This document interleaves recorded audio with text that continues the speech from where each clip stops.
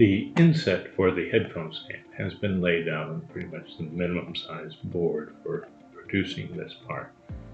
Now, if you want to change the board size, you can just simply go to board setup and you can enter in whatever size you want. Now, I actually cut this out of a 12 by 12 piece I picked up from Amazon. We hit apply, you'll see that size changes. If we go over to our carving list and we grab the top level group right here, you'll see that we get the yellow group box that will show up around that entire group there. Now we can grab anywhere within that and we can move that entire group. Everything will move together. You can go back to that box and go select all in group. And then we can do a Control C, Control V, and actually make a whole nother copy of that. So if we want to make multiples of this project, you can lay out multiples very easily this way.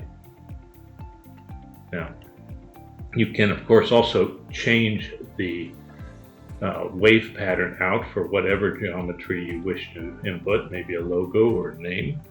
If you do that, do take note of the bit that is used on this. So if we look at the bit, you see this has a 60-degree polycarbonate bit, which I created for this project. And when cutting polycarbonate, it's very important to have a very sharp bit. You also want a bit that's not coated. Look at the settings here. You see the main difference is that I slowed this bit down on the spindle speed.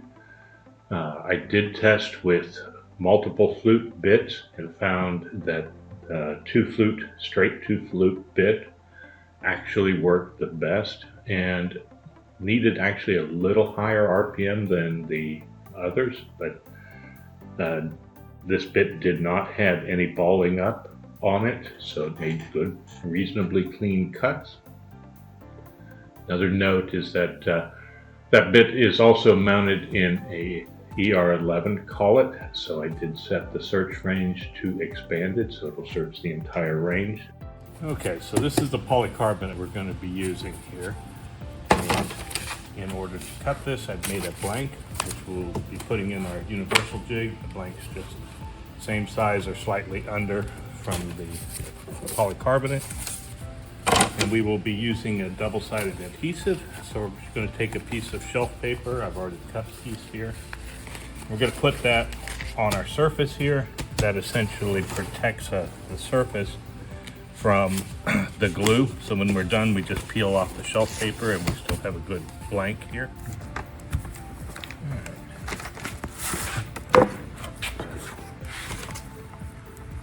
Stick our polycarbonate down.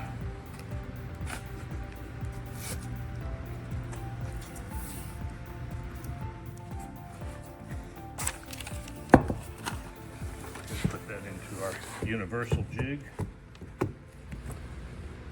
and then we'll remove the top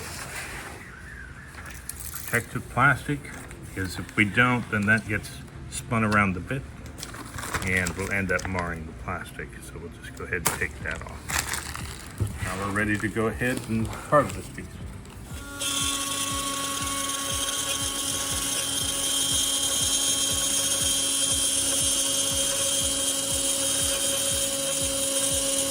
Okay, now that we have the acrylic piece, we've gone ahead and assembled the LED lighting in here. Now, this is often different thicknesses that these lights come in, so I've given quite a bit of gap. You also don't ever want your panel to be wedged, so I've just taken straw and we just cut little pieces, and then we stick those in around, just to kind of act as a spring to kind of spring that into the middle. It's just an easy way to make sure that that stays in the middle, but is not captured hard in there. You also notice there's a bunch of the LED strip that's kind of bunched up here, and this is the controller that's just pressed in from the bottom. That way the infrared sensor is visible on the outside, but also if that controller needs to be replaced, we can just pull that out and plug a new one in, slip it in. So put all that together. The only thing we need to do is just go ahead and glue this all together.